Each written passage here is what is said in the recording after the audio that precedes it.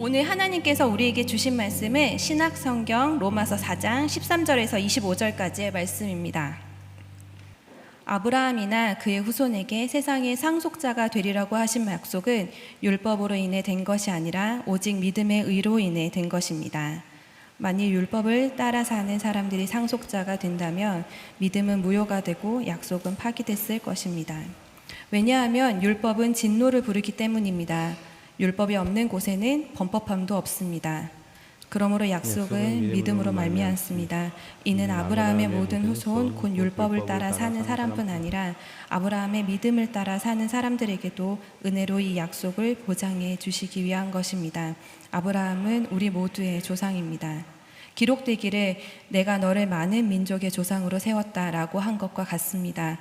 아브라함은 그가 믿은 하나님, 곧 죽은 사람을 살리시며 없는 것을 있는 것 같이 부르시는 하나님 앞에서 우리의 조상이 됐습니다. 아브라함은 소망이 없는 가운데서도 소망을 갖고 믿었습니다. 이는 내 후손이 이와 같을 것이다 라고 하신 말씀대로 많은 민족의 조상이 되게 하기 위한 것이었습니다. 아브라함은 100세나 되 이미 자기 몸이 죽은 것 같고 사라의 태가 죽은 것 같음을 알고도 믿음이 약해지지 않았습니다. 그는 하나님의 약속을 믿고 의심하지 않았고 도리어 믿음이 굳건해져서 하나님께 영광을 돌리고 약속하신 그것을 또한 능히 이루실 것을 확신했습니다. 그러므로 이것이 그에게 의로 여겨졌습니다. 그에게 의로 여겨졌다라는 말은 아브라함만을 위해 기록된 것이 아니라 의롭다는 인정을 받은 우리 곧 우리 주 예수를 죽은 사람 가운데서 살리신 분을 믿는 우리도 위한 것입니다. 함께 읽겠습니다. 예수께서는 우리의 범죄로 인해 죽음에 넘겨지셨고 우리의 의를 위해 살리심을 받았습니다. 로마서를 통하여서 유대인들과의 계속된 논쟁, 그리고 그 논쟁에서 이제 바울은 유대인들의 질문들, 많이 받았던 질문들을 가지고 세 명의 증인을 통해 그것이 무엇이 잘못됐고 무엇이 맞는지를 이야기했습니다. 이스라엘 역사에서 가장 중요한 두 사람, 하나님께서 약속을 허락하신 두 사람, 바로 아브라함과 다윗이라는 인물을 통하여서 하나님이 그들에게 복을 주셨고 그 복을 주신 것, 그 약속을 주신 것이 그들의 행위 때문이 아니라 믿음으로 말미암아 의롭다함을 받았기 때문에 주었다라는 사실, 그리고 숨겨져 있었지만 그 사실을 율법을 받은 모세 또한 알고 있었다라는 사실을 우리가 지난 시간에 함께 말씀을 통해 보았습니다. 자, 그럼 이쯤에서 한 가지를 정의하고 넘어가야 되는 그런 문제가 발생하죠. 도대체 믿음이란 무엇인가? 바울이 말하는 믿음이란 무엇인가입니다.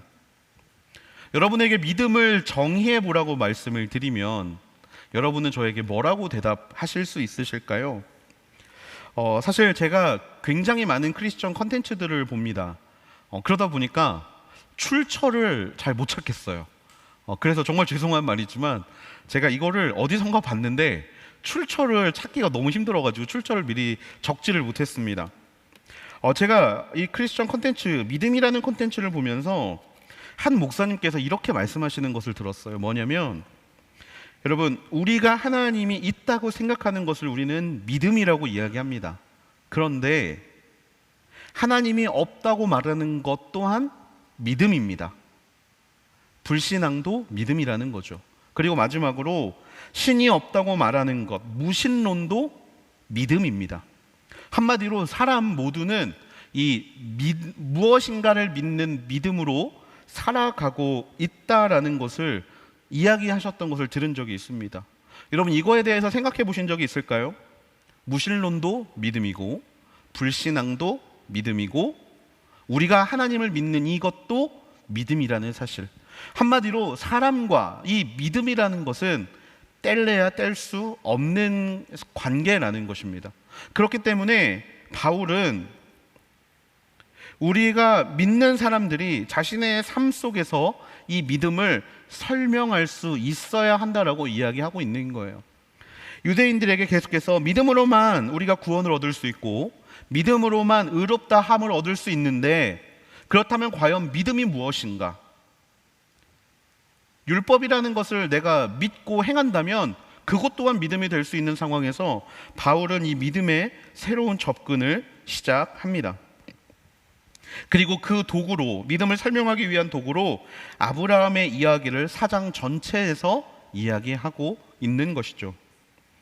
여러분에게 아브라함이라고 이야기를 하면 제일 먼저 떠오르는 것이 무엇입니까? 라고 말씀을 드리면 아마 여러분의 열의 아홉은 이삭 이야기를 말씀하실 것 같습니다. 자신의 사랑하는 아들, 늦게 얻은 늦둥이 아들 이삭을 하나님 앞에 바치는데 거리낄 것이 없었던 아브라함. 많은 설교에서 이삭을 향해 내리치는 그 칼이 아브라함의 진심이었다, 100%의 순종이었다라는 것을 들으시면서 그것이 믿음이다라고 여러분들은 많이 이야기를 들어오셨을 것입니다. 그래서일까요? 바울은 이 이삭의 이야기를 아예 처음부터 꺼내지 않습니다. 자신의 가장 소중한 것을 아낌없이 하나님 앞에 드려야 되는 그 행위가 믿음이라면, 그 행위가 믿음의 전부라면 아마 누구도 믿음을 이야기할 수 없을 것이기 때문입니다.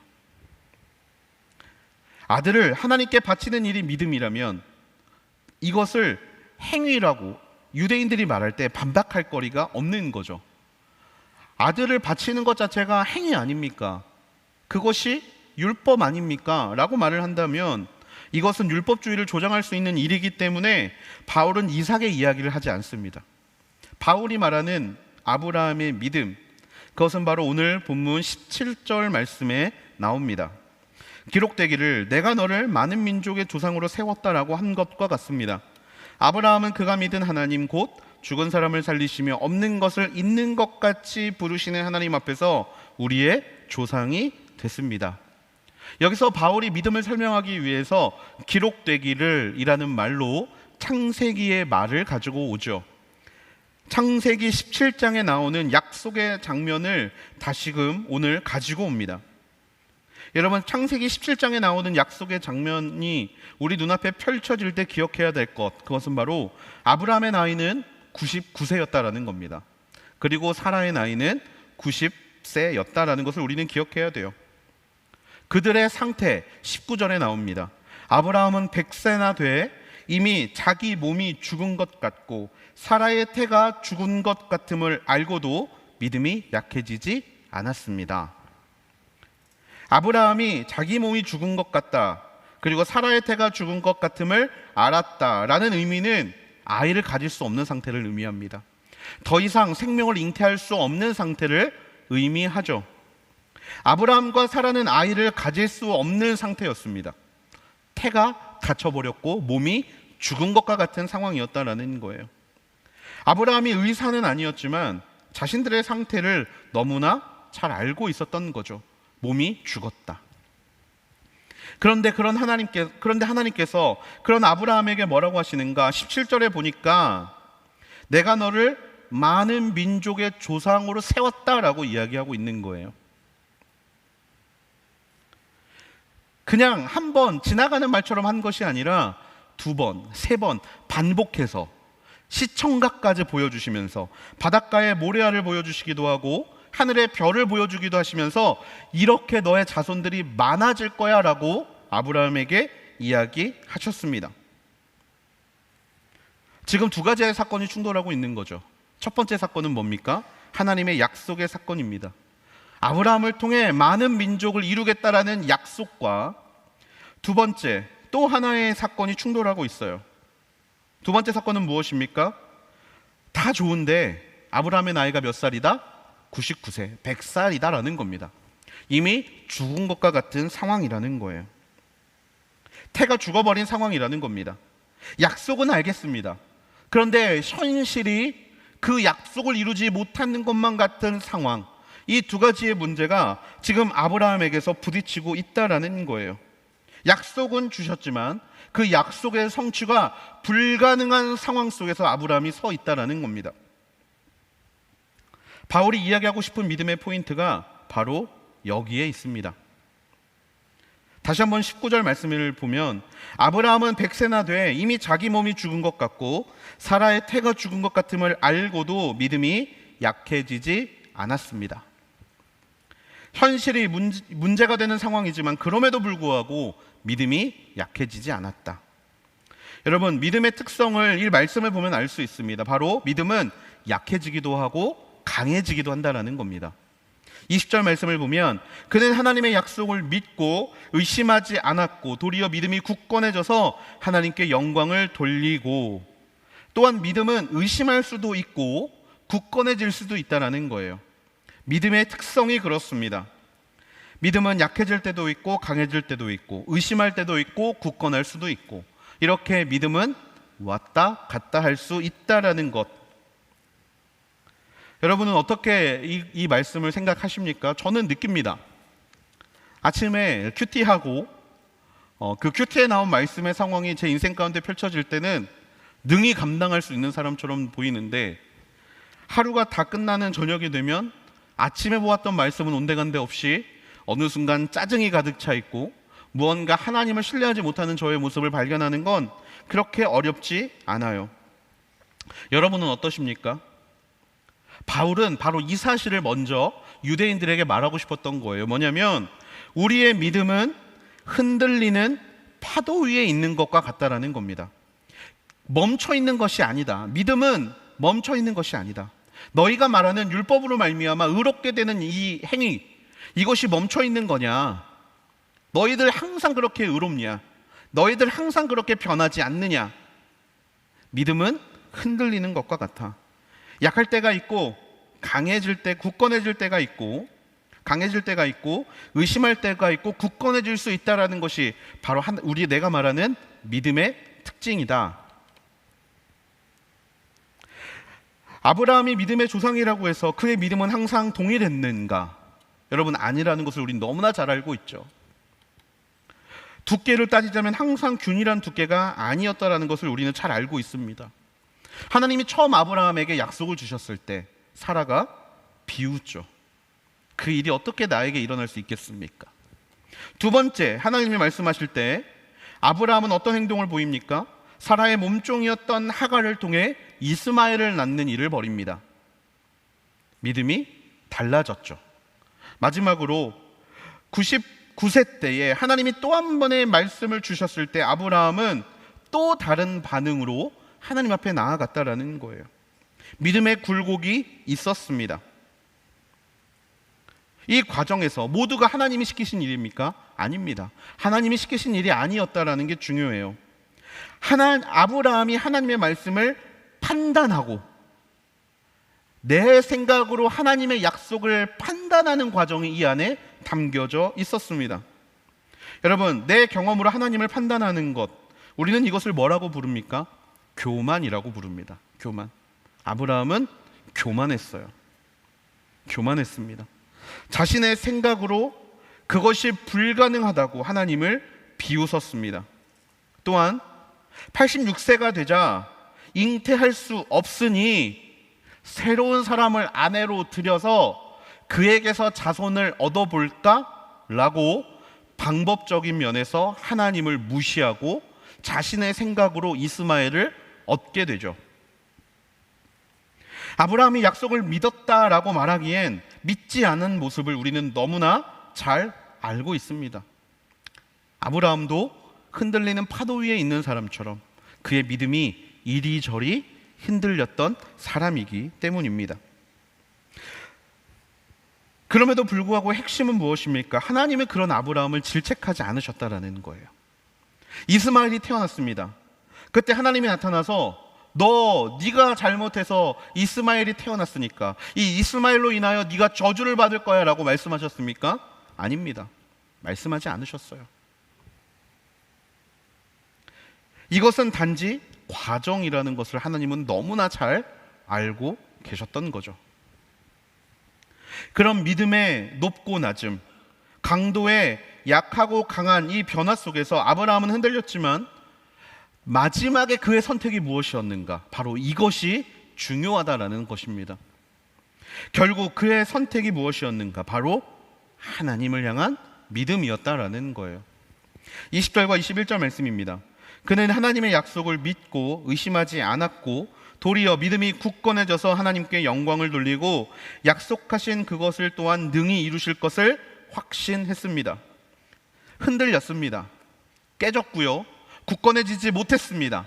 하지만 결국 그 과정을 통해서 아브라함이 마지막에 선택할 것이 무엇입니까? 바로 하나님을 향한 믿음이었다라는 거예요. 하나님께 영광을 올려드렸고 약속을 능히 이루실 것을 확신하게 되는 과정, 바로 이것을 아브라함은 가지게 되었다라는 겁니다. 흔들렸습니다. 믿음은 계속 흔들렸습니다. 하지만 그 과정을 통하여 결국에 믿음의 사람으로 불리우게 되었다라는 거예요. 우리 현실을 하나님 앞에 들이밀면서 하나님 보십시오. 하나님이 나에게 말씀하시는 것이 있지만 나의 현실을 보십시오. 이게 되겠습니까? 라는 질문들 우리 안에 끊임없이 있습니다. 그것이 문제라고 생각하는 사람이 있을지도 모르겠습니다. 하지만 아브라함의 모습을 통해 우리가 알 수 있는 것은 무엇입니까? 처음에는 불가능한 일이라고 생각했던 일을 하나님께서 아브라함을 만지시고 변화시켜 주시고 아브라함이 그 하나님을 믿음으로 말미암아 할 수 있다라는 믿음의 조상이라는 그런 역할을 하나님께서 부여주셨던 일이 오늘 저와 여러분의 인생 가운데도 동일하게 일어날 수 있다라는 사실입니다. 여러분, 이것을 믿을 수 있는 저와 여러분이 되기를 주님의 이름으로 축복합니다. 우리는 많은 순간 우리의 믿음을 의심합니다. 나는 부족해. 나는 믿음이 없는 것 같아. 나는 믿음이 약해. 하지만 이 믿음이 약한 것이 지속되는 것이 아님을 믿을 수 있게 되기를 축복합니다. 처음은 약하지만 그 끝은 하나님께서 준비해 놓으신 너무나 견고한 믿음의 자리로 나아갈 수 있게 될 줄로 믿습니다. 지금이 미래의 나의 모습을 결정짓지 않는다는 것을 기억할 수 있는 저와 여러분이 되기를 소망합니다. 지금 흔들리십니까? 괜찮습니다. 하나님을 따라 그 믿음의 여정을 기꺼이 감당할 수 있는 우리 모두가 되기를 소망합니다. 아브라함은 이 과정에서 하나님께 영광을 돌렸다라고 바울은 이야기합니다. 여러분, 이 말은요 굉장히 의미심장한 말이에요. 왜냐하면 이 말은 기존에 있는 사람들 중에서 아브라함의 독특성을 설명하기에 가장 좋은 말이기 때문입니다. 로마서 1장에서 3장까지 바울이 말했던 핵심이 무엇입니까? 인간은 모두가 죄인이라는 거예요. 그 죄인의 특성, 로마서 1장 21절에서 23절에 나옵니다. 하나님을 알면서 하나님을 영화롭게 하지도 않고 감사하지도 않았습니다. 여러분, 이게 죄인의 특성입니다. 23절, 썩지 않는 하나님의 영광을 썩어질 사람이나 새나 짐승이나 기어다니는 동물의 우상으로 바꾸었습니다. 여러분, 죄인들의 특징, 아브라함 당시 사람들의 특징, 그리고 오늘날 우리들의 특징이 여기에 나와 있습니다. 무엇입니까? 썩지 않는 하나님의 영광을 바꾼다라는 거예요. 영광을 온전히 하나님 앞에 올려드리지 않고 그 영광을 내가 도둑질하고 다른 것에 전가하고 그렇게 하나님의 영광을 빼앗는 게 죄인들의 모습이라는 겁니다. 당시 사람들도 그랬다라는 거예요. 하나님이 주신 것인데 내가 한 것이라고 생각합니다. 하나님께 영광을 올려드려야 되는데 만몬에게 영광을 올려드리고 하나님께서 하신 일이라고 고백해야 되는데 바알과 아세라 같은 그런 이방 신들이 한 일이라고 고백하는 것이 죄인들의 모습이었다라는 거예요. 그렇게 하나님의 영광을 빼앗고 잘못 투영하는 그런 세상 속에서 한 인물이 등장한 겁니다. 그게 누구? 아브라함이라는 거예요. 아브라함이 등장해서 했던 일은 단 하나였습니다. 하나님께 영광을 돌리는 일이었어요. 하나님께서 하실 수 있다라고 말하는 것이었고 그렇게 믿었던 것이었습니다. 한마디로 신인류의 등장이라는 거예요. 하나님의 영광을 빼앗는 사람들 중에서 우뚝 솟아올라 하나님께 영광을 돌리는 존재, 그것이 바로 아브라함. 그래서 우리가 아브라함을 뭐라고 부르냐면 믿음의 조상이라고 부르는 거예요. 그렇게 하나님께 영광을 올려드리는 신인류와 같은 사람이 등장했고 그 사람이 그렇게 될 수 있었던 이유는 믿음으로 하나님께서 의롭다고 인정을 해주셨기 때문에, 믿음의 시작. 그리고 그는 유대인이고 우리는 한국인이지만 우리도 믿음으로 말미암아 하나님 앞에 의롭다함을 받을 수 있는 사람이기 때문에 우리는 아브라함의 자손이 될 수 있다라는 사실입니다. 자, 그러면 아브라함은 어떻게 그렇게 다른 사람과 달리 믿음을 굳건히 만들어갈 수 있었을까? 앞에서 말씀드린 그러면 믿음이 무엇인가? 아브라함은 어떻게 그런 믿음을 만들어갈 수 있었는가? 이 질문에 대한 해답을 지금 여러분들에게 말씀을 드리려고 합니다. 하나님의 영광을 도둑질하는 세상 속에서 하나님께 영광을 올바로 돌릴 수 있었던 이유, 그것은 바로 아브라함이 하나님을 바라보았기 때문입니다. 하나님을 바라보았기 때문에 17절 말씀입니다. 기록되기를 내가 너를 많은 민족의 조상으로 세웠다라고 한 것과 같습니다. 아브라함은 그가 믿은 하나님 곧 죽은 사람을 살리시며 없는 것을 있는 것 같이 부르시는 하나님 앞에서 우리의 조상이 됐습니다. 자, 아브라함이 하나님을 믿었다. 아브라함이 믿은 하나님은 어떤 하나님입니까? 첫 번째, 죽은 사람을 살리시는 하나님이었고, 두 번째, 없는 것을 있는 것 같이 부르시는 하나님이었습니다.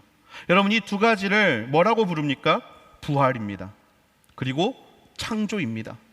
한마디로 아브라함이 믿었던 하나님은 어떤 하나님? 부활의 하나님, 창조의 하나님이었습니다. 그리고 이 시제가 언제입니까? 죽은 사람을 살리시는 하나님, 없는 것을 있는 것 같이 부르시는 하나님, 현재입니다. 아브라함은 이것을 믿었던 거예요. 지금 하나님께서 부활을 명하시면 살아날 수 있다라는 것, 지금 하나님께서 창조하시겠다고 말씀하시면 창조할 수 있다라는 것. 아브라함이 믿은 하나님은 지금도 역사하시는 하나님, 앞으로도 역사하실 하나님, 이전에도 계셨고 앞으로도 계실 것이며 언제나 나의 인생 가운데 함께 하시는 하나님을 믿었다라는 겁니다. 아브라함은 이 믿음을 가지고 하나님을 바라보기 시작한 거예요. 아브라함의 시선은 원래 어디에 있었습니까? 나에게 있었습니다. 내가 나이가 많은데 어떻게 하나님께서 나를 통해 아이를 낳게 하실 수 있을 것인가? 그 시선은 나를 향해 있었어요. 나를 향해 있던 시선이 그 마음에 의심이 생깁니다. 혹시 하나님이 하실 수 있을까? 그래서 아브라함이 어떻게 변합니까?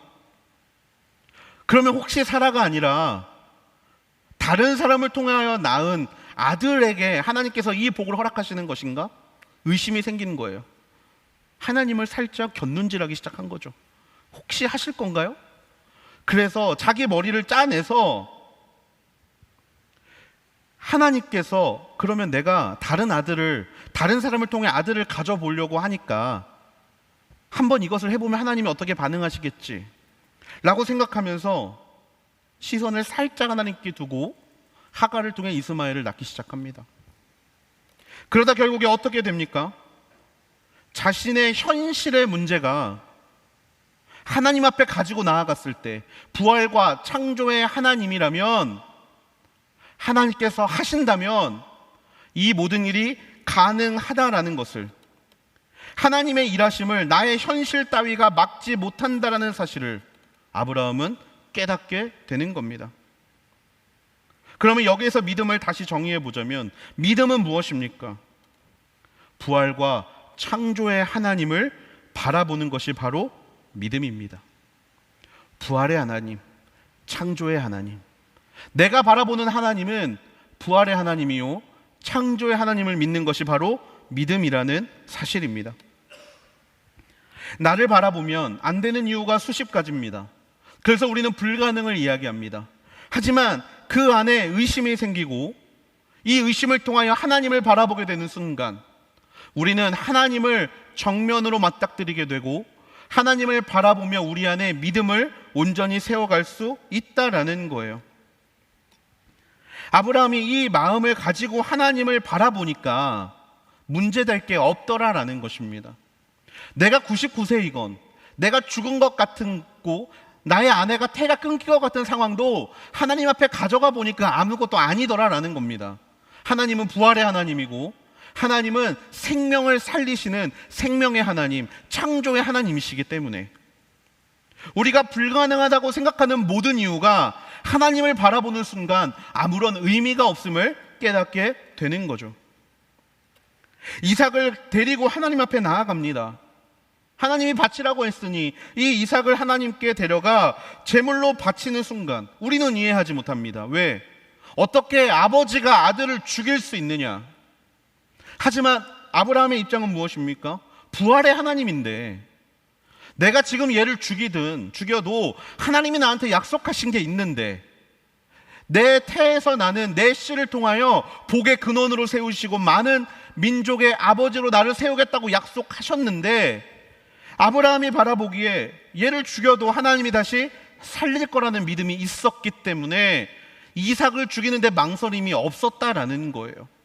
여러분, 이것이 바로 바울이 오늘 우리에게 말하고자 하는 믿음인 줄로 믿습니다. 이렇게 하나님을 바라보는 과정을 통하여 결국 22절 말씀, 그러므로 이것이 그에게 의로 여겨졌다. 하나님을 바라보면서 이 하나님이 부활의 하나님이시고 이 하나님이 창조의 하나님이심을 믿는 믿음으로 말미암아 하나님께서는 아브라함을 믿음의 조상으로 그에게 의로 여겨 주셨다라는 거예요. 여러분, 이 하나님을 동일하게 바라볼 수 있는 역사가 우리 인생 가운데 일어나야 할 줄로 믿습니다. 여러분, 하나님을 바라보면서 여러분은 무엇을 원하십니까? 하나님을 바라보면서 무엇을 생각하시고 어떤 하나님을 원하십니까? 성경은 이 바라봄을 가장 중요한 믿음의 핵심으로 우리에게 이야기합니다. 여러분, 민수기 21장, 우리가 어릴 때 차세대에서 많이 배웠던 말씀, 불뱀 사건, 여러분 많이 들어보셨을 겁니다. 이스라엘 백성들이 하나님의 심판, 불뱀에게 물려서 죽어가고 있는 때에 하나님이 모세에게 놋뱀을 만들어서 너의 지팡이에 달아서 높게 들어라 라고 이야기를 합니다. 그것을 들게 하신 이유가 무엇입니까? 보는 사람은 살 거고 보지 않는 사람은 죽을 것이기 때문에. 복음을 간결하게 압축하여 말하는 요한복음 3장, 바로 여기에 이 비슷한 이야기가 나옵니다.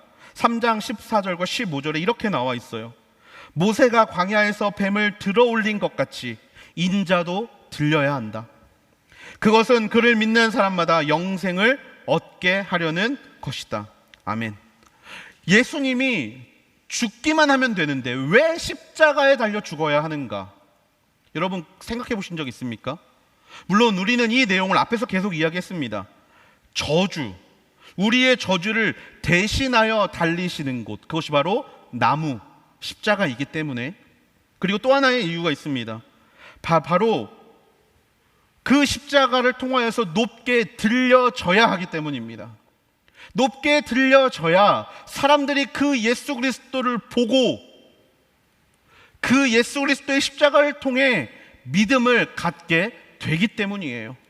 보아야 하기 때문입니다. 바라보아야 하기 때문에 인자는 들려져야 한다라는 거예요. 그것을 바라보고 십자가의 대속이 나를 살리셨구나 깨달아야 하기 때문에 십자가는 들려져야만 하는 것입니다. 여러분이 지금 바라보고 있는, 여러분이 가장 잘 보이는 곳에 놔둔 것이 무엇입니까?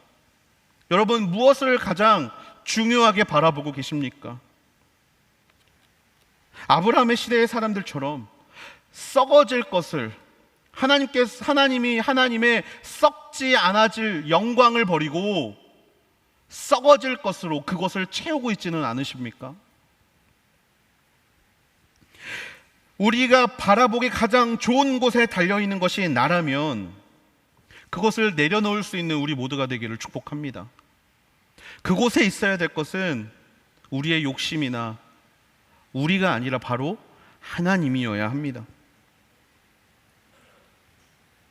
우리는 예수님을 바라보아야 합니다. 우리의 시선은 이 땅에 머무는 것이 아니라, 나에게 머무는 것이 아니라 우리의 시선은 하나님께 머물러 있어야 합니다. 그리고 그때 하나님께서 우리에게 주시는 것이 있는데 그것이 바로 믿음이에요. 히브리서 12장 2절은 이렇게 이야기합니다. 믿음의 창시자요 완성자이신 예수를 바라봅시다. 그는 자기 앞에 놓여있는 기쁨을 위해 부끄러움을 개의치 않으시고 십자가를 참으셨습니다. 그래서 그는 하나님의 보좌 오른편에 앉게 되셨습니다. 아멘. 예수님이 누구라고요? 믿음의 창시자이자 완성자. 그렇기 때문에 그 예수님을 바라보는 것이 믿음의 시작이요 믿음의 마지막이라는 사실입니다. 그 예수님을 바라보아야만 우리는 믿음이 무엇인지를 알게 됩니다.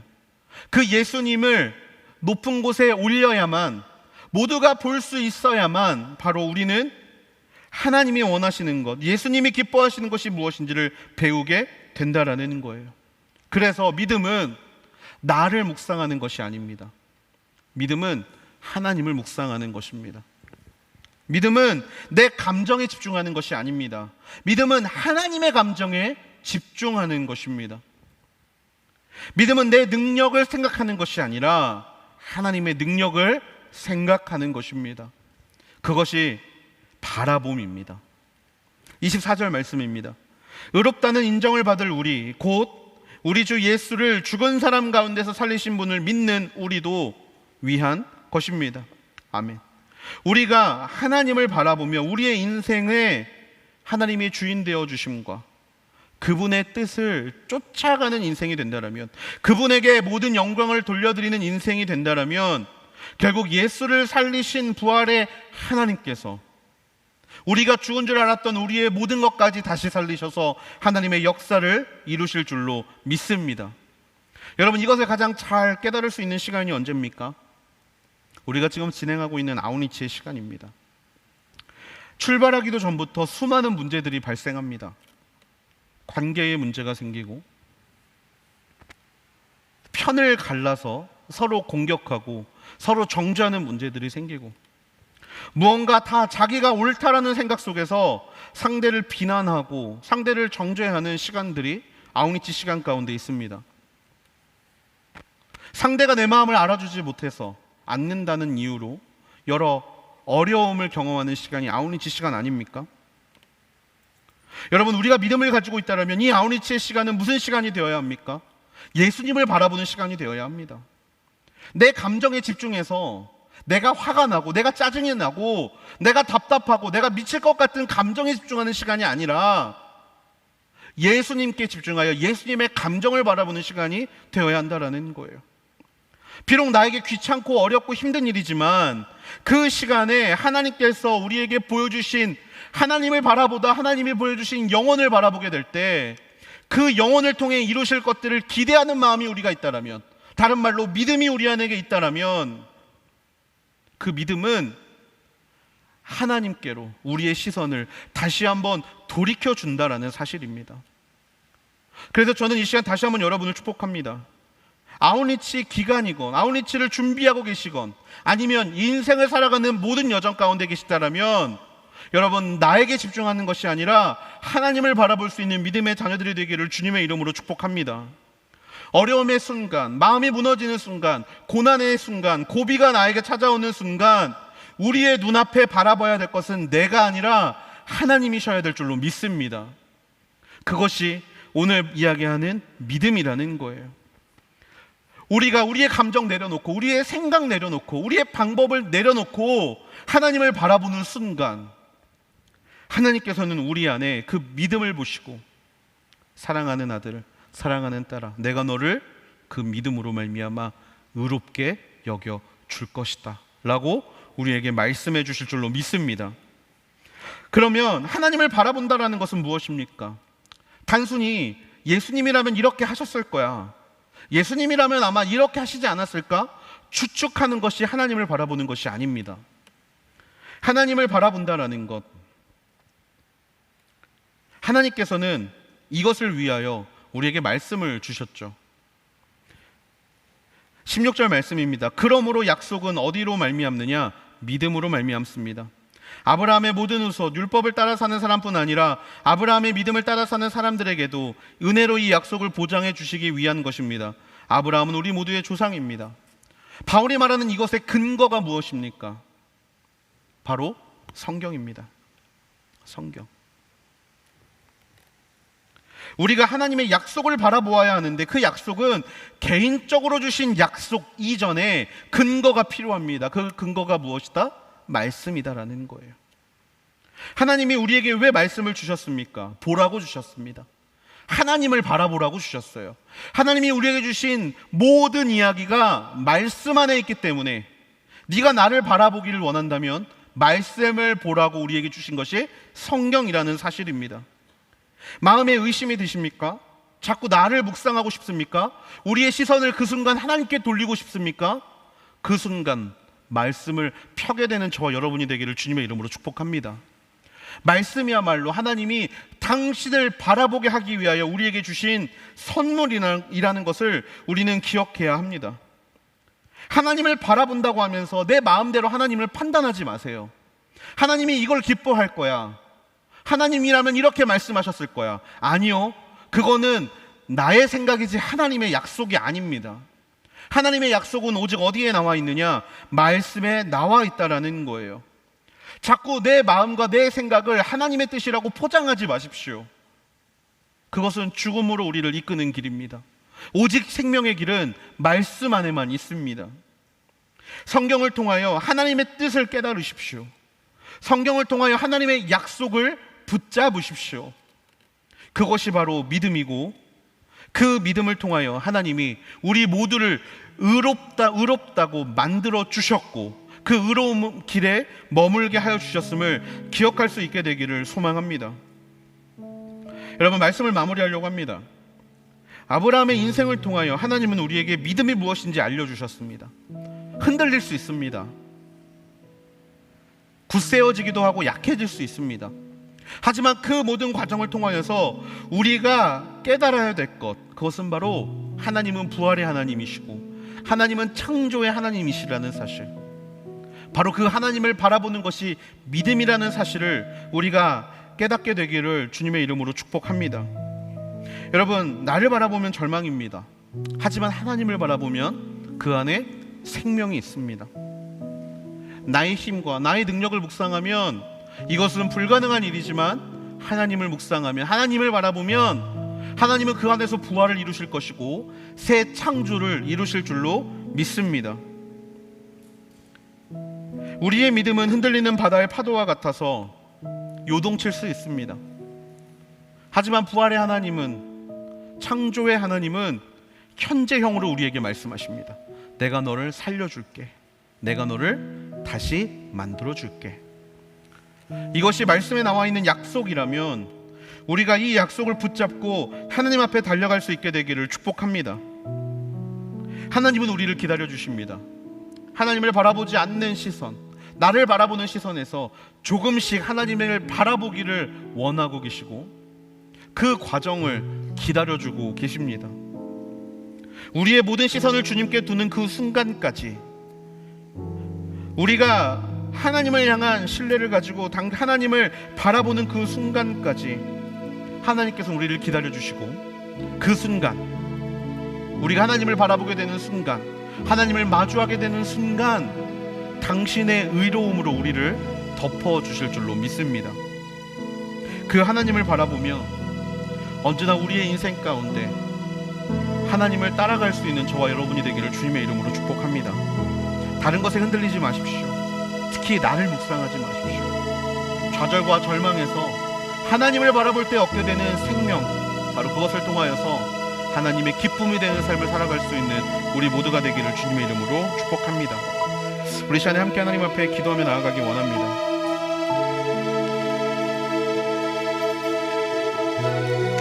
우리 시간 기도할 때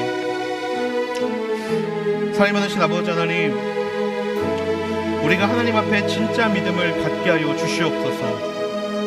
아버지 하나님, 하나님을 향한 우리의 기대와 우리의 소망이 유동이는 파도처럼 아버지 하나님, 약해질 때가 있고 강해질 때가 있고 부셔지는 것만 같은 순간이 있고 굳건해지는 것만 같은 순간이 있음을 고백합니다. 아버지, 지금도 하나님께서 우리에게 말씀하셨는데 그 말씀을 믿지 못하는 나의 마음이 있습니다. 하나님, 이 모든 순간들과 이 모든 상황들을 하나님 불쌍히 여겨 주시옵소서. 아버지, 이 시간 우리가 눈을 들어 하나님을 바라보게 되기를 원합니다. 하나님 앞에 나아갔을 때 우리가 그동안 가지고 왔던 모든 고민과 우리가 안 된다라고 이야기했던 모든 이유들이 하나님 앞에서 깨어지게 될 줄로 믿습니다. 아버지, 우리 앞에 펼쳐질 그 믿음, 아버지 하나님, 우리 앞에 나타나게 될 그 믿음의 주, 또 온전하게 하시는 예수 그리스도를 바라보며 이 모든 일이 하나님이 하실 수 있다라는 것을 믿으며 달려갈 수 있는 하나님의 귀한 자녀들이 되게 하여 주시옵소서. 더 이상 흔들리는 것을 멈춰주시고 하나님이 주시는 굳건한 믿음을 붙잡고 아버지 하나님, 하나님을 바라보며 세상을 이기며 나아가는 하나님의 귀한 자녀들이 되게 하여 주시옵소서. 아버지, 내 마음 가운데 온전히 믿어지지 못한 모든 기도의 제목들을 이 시간 주 앞에 내어놓게 되기를 원합니다. 하나님, 내 생각으로는 이것을 할 수 없사오나 하나님께서 말씀하시면 하나님께 이것을 맡겨드리면 하나님이 하실 줄로 믿습니다. 이 시간 그 믿음을 하나님 앞에 구하며 아버지, 온전한 믿음을 주 앞에 구하며 이 시간 하나님 앞에 기도하며 나아가기를 원합니다. 함께 하나님 앞에 기도하며 나아가기를 원합니다.